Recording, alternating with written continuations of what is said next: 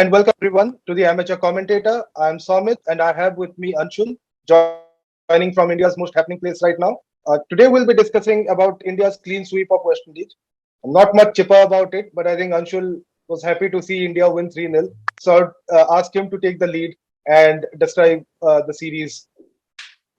Thank you so much for the introduction. Let me just clarify to the viewers. Happening place right now is Bangalore. Will not go more into that because of the political nature of it.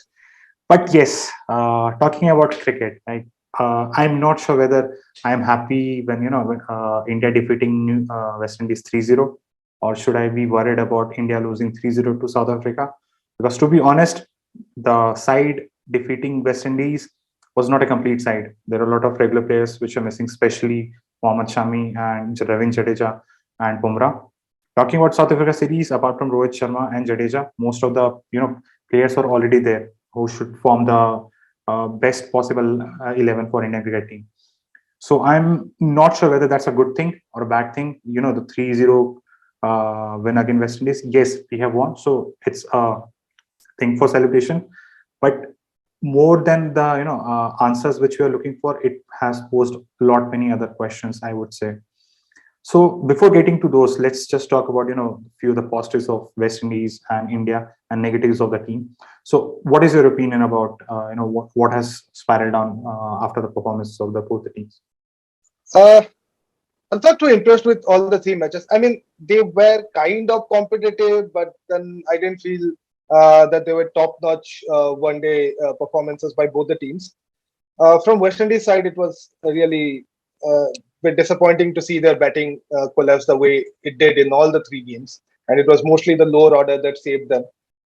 Jason Holder started well, and then his batting petered out a bit. Odian Smith, who came in for Kyron Pollard in the last two games, did well, hit some good sixes, maybe got him a couple of more crores in the IPL. I guess a lot of the teams will be going for him.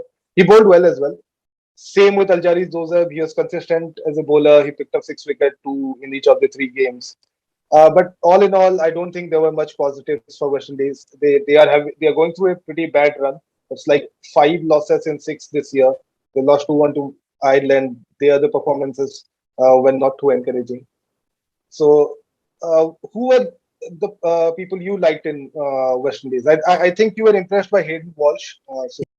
Yeah, absolutely right, Somit. This bowling line of West Indies, it looked much better, especially introduction of the pace from Alzari Joseph and Odin Smith in the last couple of ODIs. Even their spin attack looked quite, penetrating in the subcontinent conditions. So I was actually quite impressed with their bowling performance. But talking about batting, I think their lineup, at least right now, it's not that stable, I would say. So it puts more pressure on players like Shai, who has to anchor the innings, and he has been failing to do so. And when Kyron Pollard is not playing, the responsibility is much bigger on likes of Nicholas Pooran. So that was something which I did not see. Yes, there was some brilliance, especially in the first ODI from Jason Holder. But what Jason Holder needs to understand is now he is a senior player in the team, and when the top order is not performing consistently, he has also a responsibility to take onus when the team is not performing. So that kind of maturity, I would say, and taking the ownership was something which was lacking from the batting lineup of the West Indies cricket.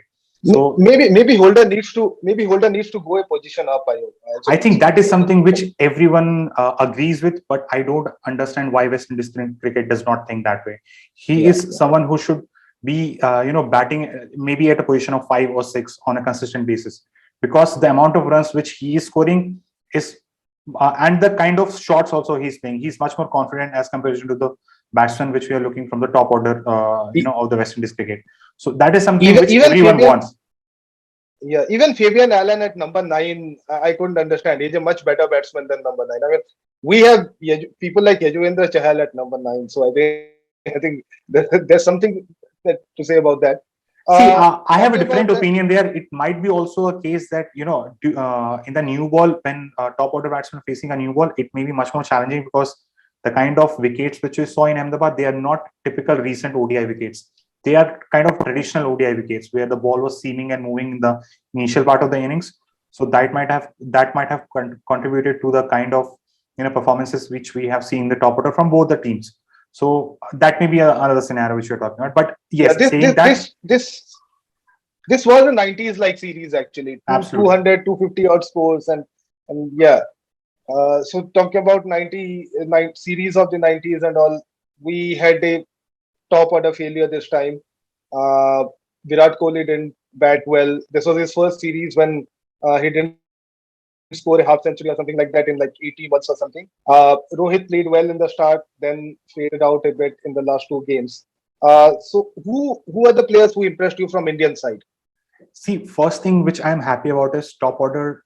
Apart from top order, middle order came and scored runs for India. That is something which I'm very much impressed about and I'm happy about, because what was happening, in the last 3-4 years, Dhawan, Rohit, and Kohli used to come and score the runs, and then the middle order or the lower order batsmen, they were finding it difficult to stretch the innings sometimes whenever they were given the responsibility, which we saw in the 2019 World Cup semi-final. So in that Yeah. case, I was happy that more number of batsmen in the middle order were getting time and scoring runs. Saying that, I would not say that most of the batsmen in the Indian cricket team they caught out on wicket taking deliveries. There are a lot of rash shots as well. I was especially impressed, from Pant in the third ODI. Although he scored only 50 odd runs, but the kind of shots which he was playing, I was impressed with him. I was impressed with Deepak Hooda also in the first two ODI matches. Although he did not score big runs, especially during the second ODI when the time was right for him to kick off during the final overs, he was not able to do that. But at least his shot selection was something which I would feel was spot on. Do you So feel Huda as a do you feel Huda is an all round option for India? Maybe bat at I number would six, not bowl say a as few an overs. I would not say as an all-rounder, but I would definitely feel him as a sixth bowling option, but not as a fifth bowling option in the team. So if I already Yeah, have a yeah, five that's what. bowlers, yes, then sixth bowling option Hmm. definitely I would like to look more of him playing some of the ODIs. Then probably we can make a better judgment of how good is a player at the top level, because we have already seen how well he can perform in the domestic and the T20 in the IPL stages. But I would like to give him few more chances before I can comment on his actual pace. But yes, as a sixth bowling option and a lower order batsman, yes, I would definitely like to see him more. So I think the bowling was pretty good for me. That's something that I was really impressed with. I was impressed with Prashit Krishna. He looks like a good bowler. He looks like he could be taken to the red ball side of the things as well. He looks like a pretty good bowler, pretty decent bowler. Bowled some good lengths. I was impressed with Siraj. He's improving in his white ball skills and everything. He's a gun red ball bowler, but his white ball performances have not been consistent. But this series, I felt like he was bowling pretty well. The spin conundrum still remains. I mean, not too impressed with either Chahal or Kuldeep. Although I'd like to see Kuldeep given more chance. I think there is something in him. He can be a long-term white ball player as well for India. I feel that way. I don't know whether many people would agree or not. But I think he needs to be given more chances, bit more confidence. Because a wrist spinner is great to have a wrist spinner in your squad. It's a wicket taking option, very aggressive option, and I would like to see more of Kuldeep, maybe more of Chahal as well. Because since Dhoni has gone, the performance of these two have also petered out. So that's another thing. See, I agree on most Uh, of the things which you talked about Indian bowlers. Yes, Prasidh Krishna is one of the better bowlers which we found in this tournament. Spell which he bowled in the second ODI was one of the best spells I've seen actually in the ODI format. I was especially impressed with Siraj because what was happening earlier is he was not very consistent in the ODIs and the T20 formats. But this time he came with a plan and he stick to his plan. That was something which was impressing about Mohammad Siraj. One thing probably I would have liked to see more was, Washington Sundar given much more opportunities bowling difficult overs, because mostly when he was coming to bowl, West Indies were already in a spot of bother, 4 wickets, 5 wickets, or 6 wickets. So that was something which I would have wanted to see more out of Washington Sundar, that he was given some difficult overs to bowl.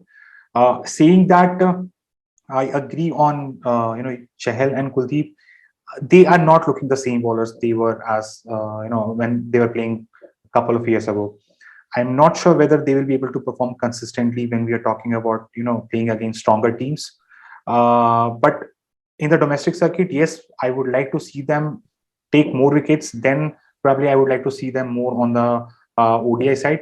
But when Jadeja is fit, for me, the top two spinners would be Ravindra Jadeja and Washington Sundar based on current performances. Because what we saw in the second ODI and the third ODI, Kuldeep Yadav and Chahal, I know it's not their primary job to do, but they are not best of the tail enders as well. That is something which is concerning because our top order is not in form. They are not scoring runs. And when you have couple of batsmen in the middle order who are new to the side and trying to establish their name, it puts a great amount of pressure on the lower order. Because to be Yeah, honest, but India have won matches overseas based on the performance of the lower order in the recent times, in the test matches I'm talking about. So I'm not saying that their place is not concrete at the moment, but unless my top order is not performing, I would not be confident putting Chahal or Kuldeep Yadav as my number 10 or number 11. yeah, so I do see an argument there of what England does with their number 10 and number 11 being competent batters and all. But I don't think that we should judge them based on their batting abilities at 9, 10, and 11. Uh, Saying that, let's zoom out a bit from the series. So this series was supposed to answer some of India's ODI conundrums, right? But I don't think that this series has thrown any answers to that effect. I mean, this series has been more about more questions have come up. I mean, Dhawan was not there in the first couple of matches due to COVID, and we tried two different openers in two of those games. Then we tried Dhawan in the third. So opening with Rohit, like who is going to be the long-term Indian opener along with Rohit, or are we going to stick with Dhawan till the foreseeable future, maybe till the World Cup? That's one question. The second one is Virat's form. So that's something that a lot of people are questioning in social media. And but I don't think Rohit yesterday did a press conference where he said that the team is not concerned. I don't think that is much of a concern. He did well in South Africa, just one series. I guess what is happening outside the cricket pitch is affecting those discussions. Third one is India's middle order question, where I felt that this series did give us some answers. That whoever is selected in the middle order, they are competent, they are good. We have a good bunch of like 6, 7 players who can play in the middle order. Then it comes to the pacers and spinners. So pacers, I guess it is pretty much set, but spinners there is still a question mark. So let's take the opener question first and maybe move in that order.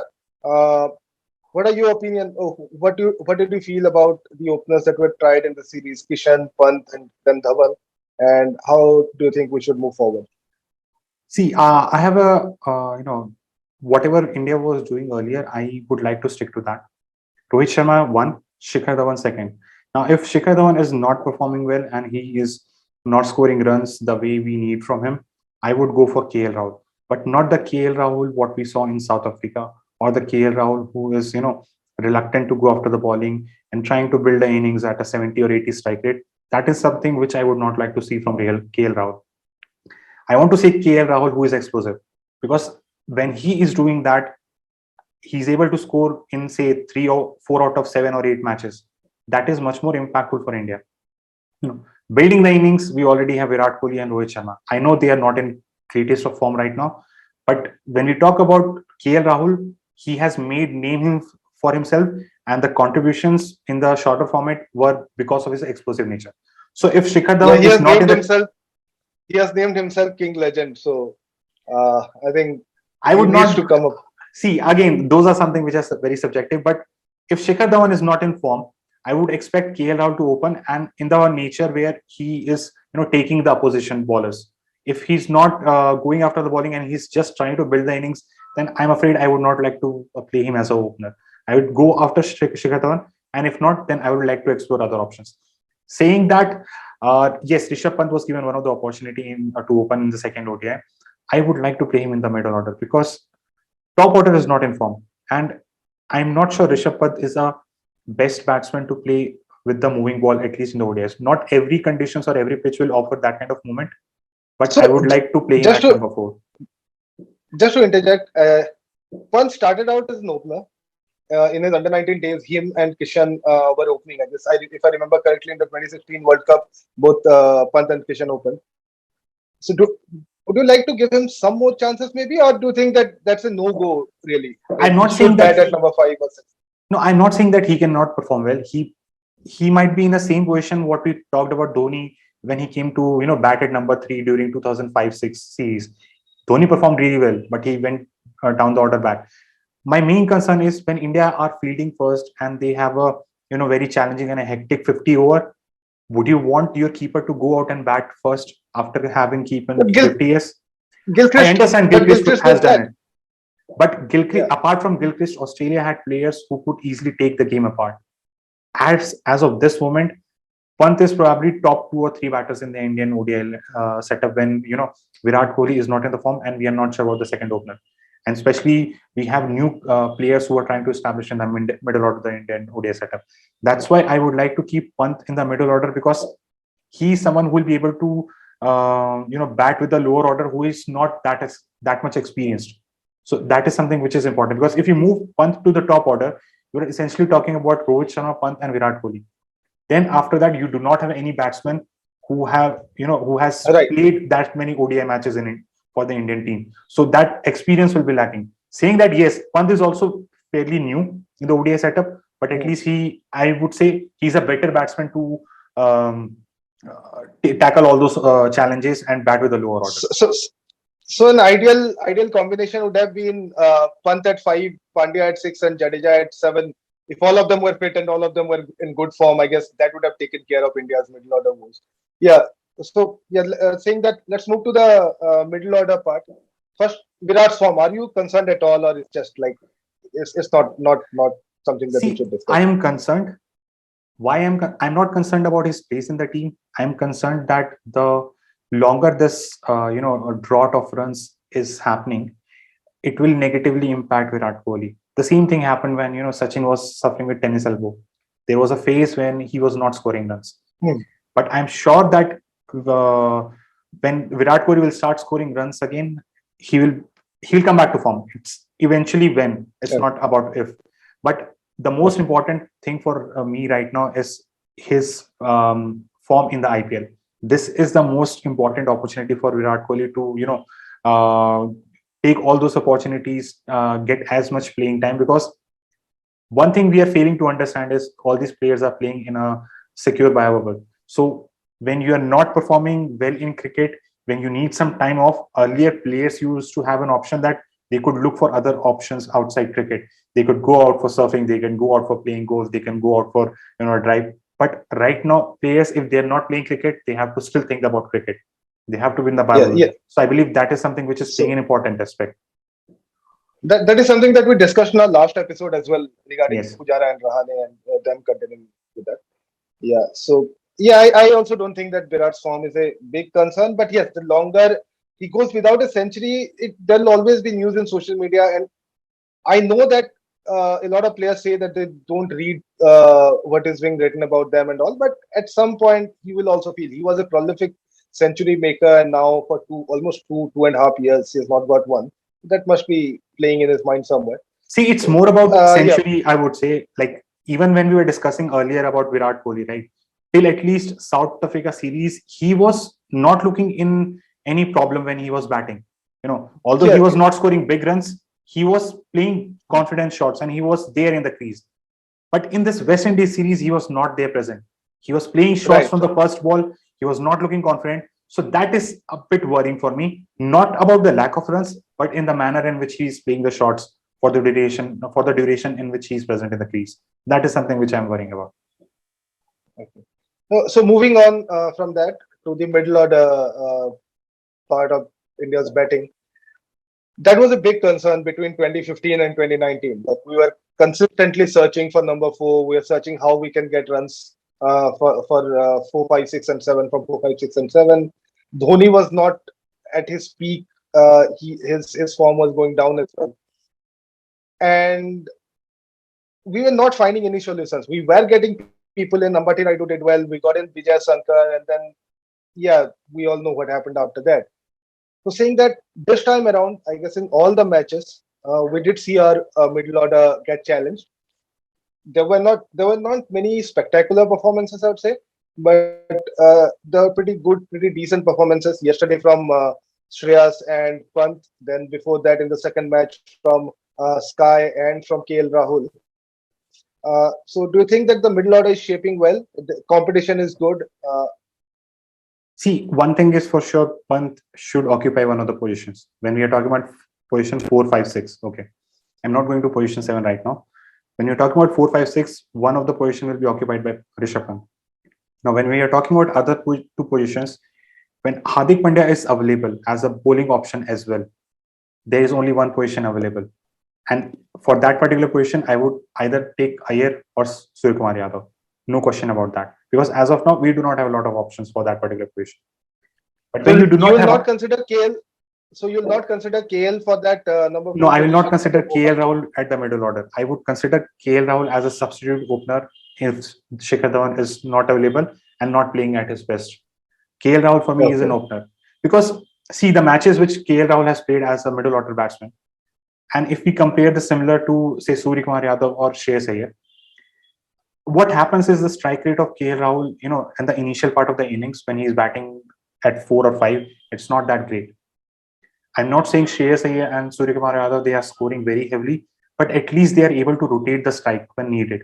KL Rahul is not the brisk of starters when he's batting at the middle order. Strike rate usually hovers around 50, 60, 70.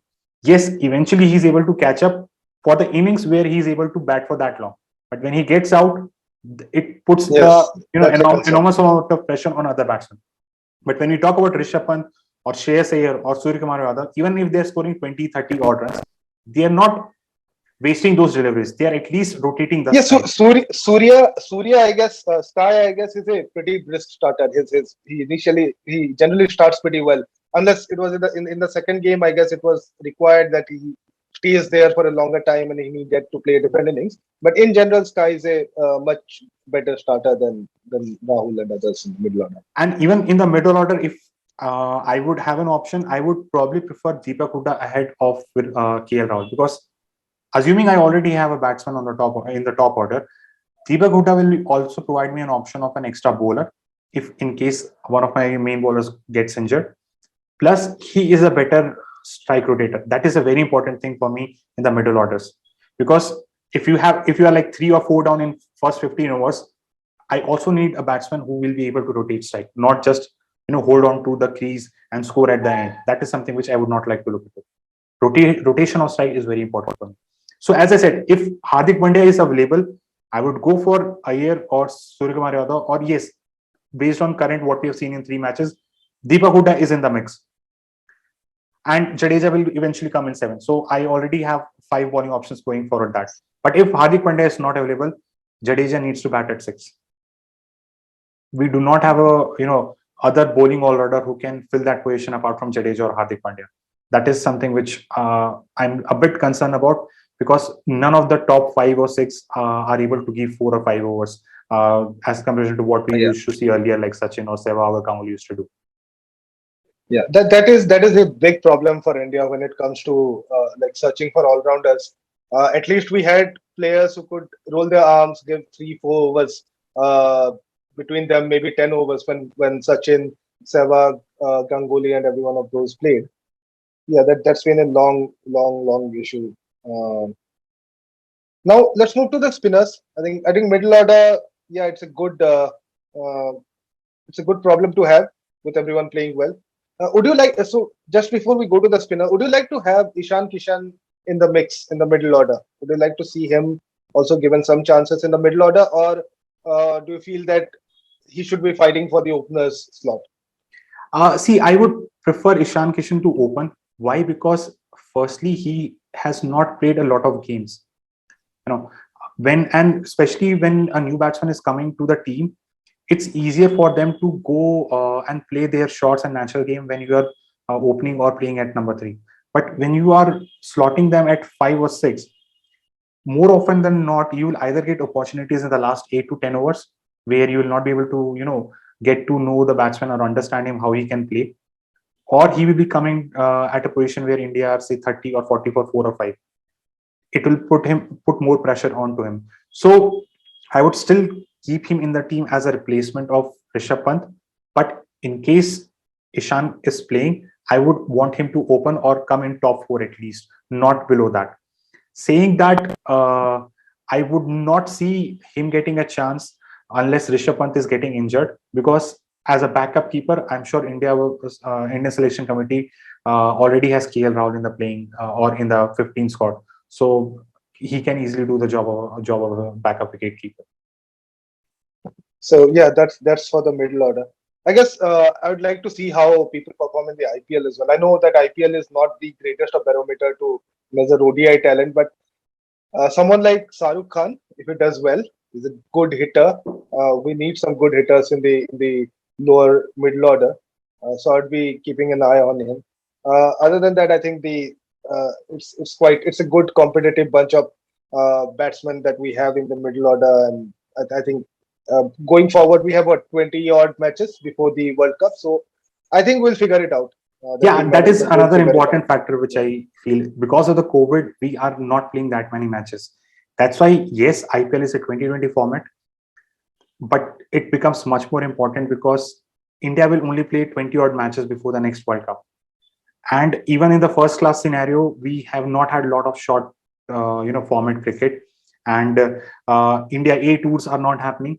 That's why IPL is a Mm. very important platform, at least to figure out which are the players who are in form, which are our backup options to look forward to in case the Yes, current crop of players so which are not performing well. yeah, so we have two IPLs, and I guess one Vijay Absolutely. Hazare and a Syed Mustaq Ali in the limited over format in the white ball scene. So let's move to the spinners. India tried Ashwin in South Africa. Here it was Yuji Chahal and Kuldeep was given a game. Washi played well. Deepak Hooda also rolled his arms. So what do you think? What's the uh, spinning combination going to be going forward for India and in the World Cup, if we can Okay, discuss that? so for me, assuming all the options are available for me from the fitness point of view, I would go in with Jadeja. Okay. Right now, I'm not considering whether Hardik Pandya is available or not. Okay. I'm just talking about Okay. spinners. I'm saying I will go with Jadeja and Washington Sundar as a top two spinners for me. Now, based on conditions, whether we are playing on a one-credit pitch, which is spinning, or we are talking about any pitches in Nagpur or Ahmedabad, which has a lot more turn as comparison to other grounds, yes, I would like to have an additional spinning option. I would want to keep Chahal in the team, but as I talked about initially, I am not so sure about his place, considering the top order is not able to perform that well. And to an extent, Chahal, I am seeing that he's not the same bowler as he used to be, say 2 or 3 years back. He's giving a lot many runs, and his performance has been not top notch. Yes, there have been couple of games where he picked up 3 4 wickets, but I'm not so sure about how much he is confident in his bowling option, bowling ability and skill sets right now. So if given the option, my third spinner probably would be Akshar Patel, which I know is not in the mix of the ODI team right now, but he gives me an additional option of a player who can throw his bat in the lower order, and he's a pretty decent fielder. Yes, Ashwin got a chance to play in South Africa series. He is a good bowler. He is a very good bowler. He's been champion bowler, but I don't think so. Ashwin was the right choice to move into in the ODI format. He's a very good Test match bowler, but I don't see him fitting in the playing 11 in the ODI format. So you talked about Akshar Patel and Jadeja. Don't you think they are quite? I mean, they are quite similar in the way they operate. Both are good left arm spinners. Yes, there is a bit of difference in their point of release and the way they bowl, but it's kind of very similar options. So would you like to have both of them in the side at the same time? I And wouldn't then mind. Washi, Yeah, uh, yeah. So that would mean that we have three spinners who can bat a bit. I mean, Jadeja can obviously bat much better than just a bit. Uh, but none of the three, I would say, are frontline spinners. I mean, Jadeja is a proper all-rounder, so maybe you can. He's a good frontline red ball bowler, but in white ball, I I feel he's still not someone with whom I can entrust all 10 overs in a game. I mean, there will be times when he may not be able to bowl his quota of overs. So, would you like to And go with all? see, I understand your point, but I'm going with the assumption that Hardik Pandya is not available to me, as a bowling all-rounder or as a bowler as well, like who can give me 5 overs. So my idea of thought here is if I'm playing Jadeja, Washington Sundar, and if I need the third spinner, when I'm playing Akshar Patel, I would like to have either Shardul Thakur or Deepak Char in my team. So what that will allow me is it will extend my batting lineup to 9 or 10, where more number of people are able to bat in case an emergency occurs. Secondly, I do not need 10 overs out of all the three or all the four bowlers. I will have Bumrah and Shami, the other two pacers, who will give me 20 overs. I essentially have to just take 30 overs out of these four bowlers. So even if one bowler is having an off day, I still have other three to cover for me. So that is my idea of thought where I would like to have these players, because when I'm playing Kuldeep Yadav or when I'm playing Chahar, if they are having a good day, it's great for me. But if they are having an off day, they are those kind of bowlers who will give me 70, 80 runs out of the 10 overs, which I cannot afford when you are playing in a pitches where 270, 280 kind of wickets, especially in the World Cup scenario. So that is something which I'm not comfortable with. Okay. Yeah, so I guess if we change our strategy and play like England and go hell for leather from the start and score 400 runs, then I think we can afford Chahal and Kuldeep. But unless we go that route, I get you. I mean, they can. There is a possibility that they can go for something like 80 or 70 or 80 in their 10 over. See, strategy of England, when you talk about, there is a different aspect here as well. So England started going that route after creating those kind of pitches, which was helping them to score those big runs. But when we are talking about the subcontinent scenario, and World Cup will start in October, November, most of the matches will be day-night matches. The dew becomes a very important factor, which we saw in the T20 World Cup. It was essentially you win the toss, you win the match. That is something which is a very important factor, I would say. And when you are bowling second, and dew is an important factor, wrist spinners will not have that kind of control which a finger spinner will bring into the team. So that is my other second line of thought, which is important, because that is something which you cannot control. It is a natural phenomena, and the organizers have least control about the schedule. The maximum they can do is schedule those matches as day matches.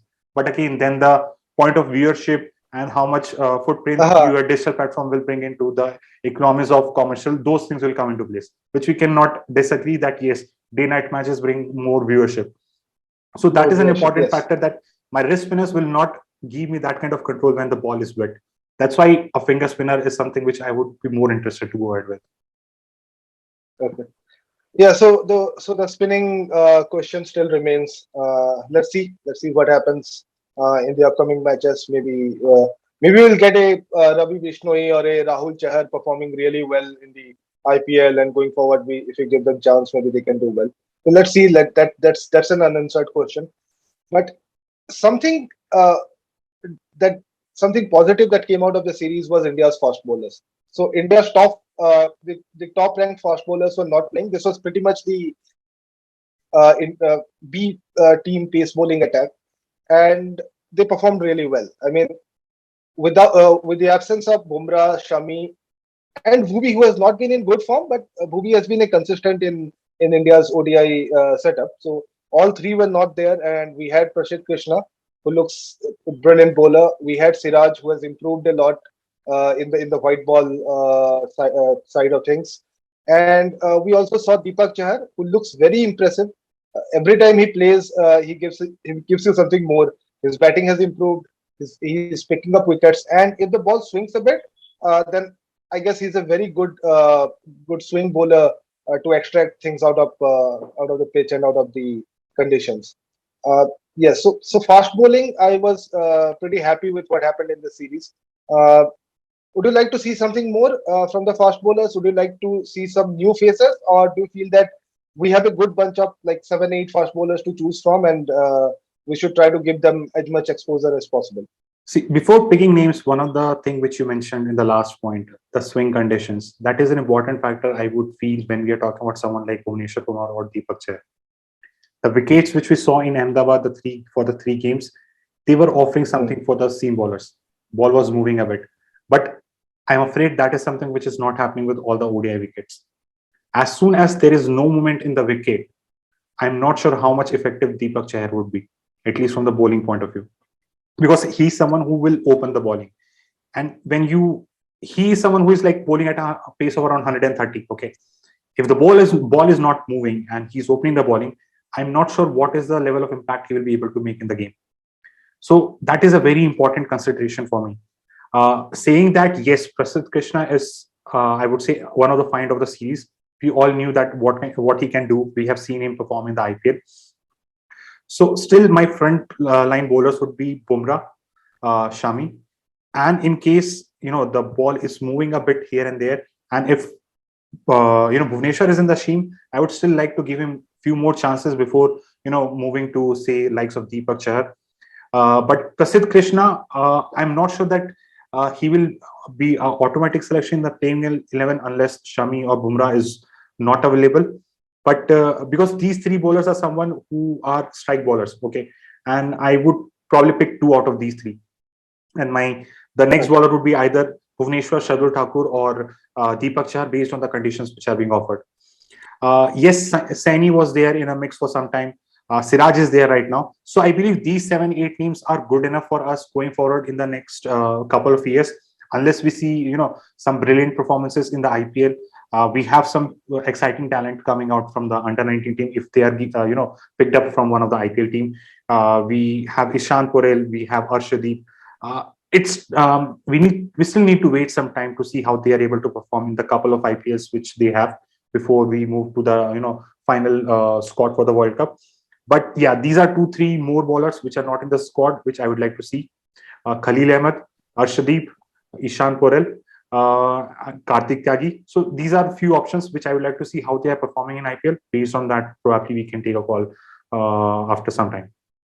So of all the positions, I think the pace bowling. I mean, for someone who started watching cricket from the 90s, to see that our pace bowling cupboard is full now and we have so many options, it's quite a heartening thing to see. Uh, yeah, so I think pace bowling is something that we won't struggle with. Our pacers will get good pacers, whoever we pick.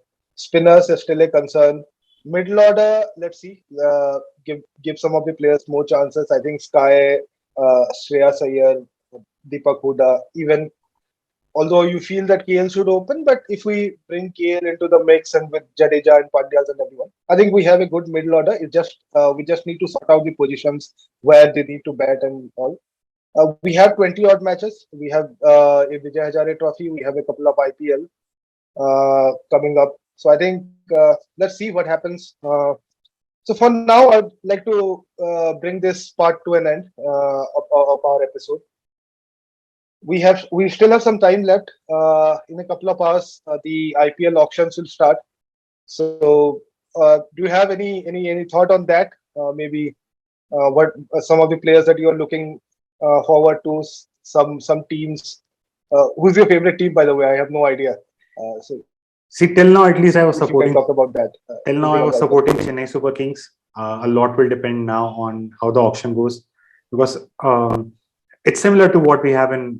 It's not as similar to what we have in football, where the your favorite teams or the team which you are supporting does not change based on the players. But I guess IPL is something which is Right. different. But one player which I'm very keen to see is Harshal Patel. He did well in the last season. And most importantly, he performed at instances of the game where it was not very easy to bowl. So India currently have strike bowlers. India currently have bowlers who can bat, batsmen who can bowl. But Harshal Patel is one of the bowler who can pick up wickets. Again, he has to perform similarly to what he did last year, because that was one of the season for him. If he can do it consistently, yes, I would definitely like to keep an eye on Harshal Patel. Saying that, yes, every IPL we have a tendency starting from the first season of IPL where one person will come, light up the whole season, but next season he is nowhere to find. So I hope that's not the case with Harshal Patel, and he's able to keep up the performance what he did last year. Then he should be in the team for the Indian cricket. So I'd actually be waiting to see who picks up Cheteshwar Pujara and Ajinkya Rahane. So that's for me. Uh, yeah. So I guess we should bring our episode to an end. Uh, let's go and watch the IPL auctions, and maybe we'll churn out a couple of episodes from there. The Ranji trophies are also coming up. That's something to look forward to. The Women World Cup is also coming up, so that's another thing to look forward to. And we talked about the white ball 50 over World Cup, but before that, we do have a 2020 World Cup, so that assumes a lot of importance. So it was good speaking with you, Anshul, today. I think we had a good discussion. I don't think that we have found a lot of answers to our problems which were there before the West Indies series. But yes, winning 3-0, doing a clean sweep, which was, I guess, this is the first time we have defeated West Indies in India with a 3-0, 3-zip score line. So that was a good thing to see. So let's bring it to Sure. an end. Sure. Thank you all for watching, and yeah, thank you all for watching. We'll see you again. And I'm sure if you like to do the necessary things about likes and subscribe. So yeah. Sure. Everyone, thank you for watching, and please like and subscribe to our video and post your comments so that whatever things we are not doing right, we will try to rectify those things and make those things better. Thank you, everyone.